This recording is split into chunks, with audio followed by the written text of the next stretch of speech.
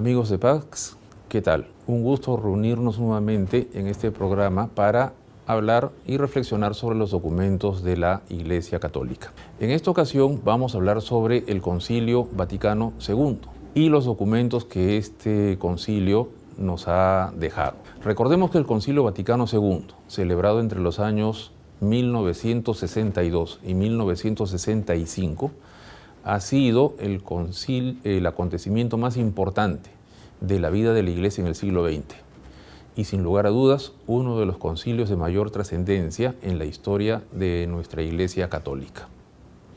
El Concilio Vaticano II quiso renovar y revitalizar la vida de la Iglesia, quiso actualizar su mensaje, quiso presentar la buena nueva de Jesucristo de una manera más accesible, más cercana y más entendible a los contemporáneos, para que de esa manera el mensaje del Señor Jesús fuese más y mejor acogido por todos. Un concilio ecuménico, y esto lo fue el Concilio Vaticano II, es una instancia de primerísima importancia en que la fe de la Iglesia es expresada y es dada a conocer para que se pueda vivir con mayor intensidad y para que esa fe vivida rinda numerosísimos frutos de conversión y también de apostolado misionero. Bajo esa perspectiva, el Concilio Vaticano II ha sido un momento de mucha importancia. Nosotros, todos nosotros, somos hijos y herederos del Concilio Vaticano II.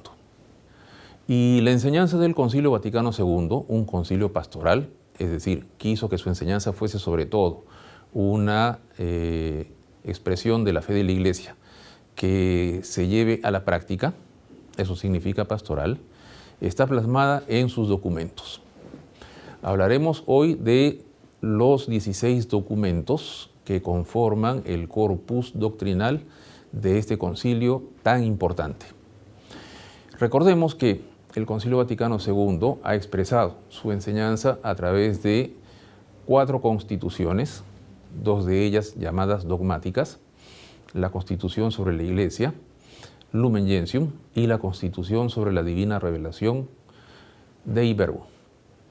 Una constitución pastoral que es la Iglesia en el mundo actual, Gaudium et Spes, y por último una constitución llamada Sacrosanctum Concilium, que trata sobre la liturgia.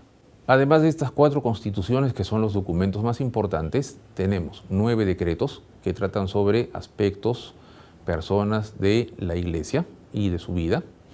Y por último, 3 declaraciones. 3 declaraciones que se dirigen a los no cristianos, a los no creyentes y también a todos los hombres de buena voluntad en orden a la educación cristiana de la juventud. Un aspecto que todos los católicos tenemos como deber, y diría yo incluso como obligación, es el de conocer y también estudiar los documentos del Concilio Vaticano II. El Vaticano II ha querido ser el instrumento de renovación para la Iglesia en nuestro tiempo. Si nosotros no conocemos ni hacemos nuestra la enseñanza del concilio en esos documentos, no se va a poder renovar la Iglesia, no se va a poder revitalizar, no va a obtenerse los frutos tan necesarios para que la Iglesia pueda seguir ejerciendo su misión.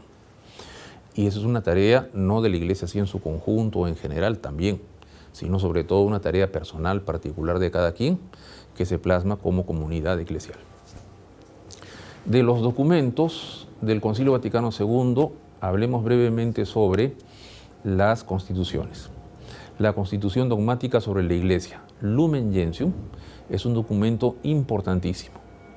Presenta una imagen renovada de la Iglesia a partir de su comprensión desde la Escritura, desde la tradición patrística y también desde la manera como la Iglesia así entendida puede ser más cercana a las personas, ser más comprendida por las personas, ser más amada también por las personas, principalmente por nosotros, sus hijos. El Lumen Gentium nos enseña, como uno de sus características que la Iglesia, que es ciertamente cuerpo de Cristo, es también y de una manera muy privilegiada pueblo de Dios.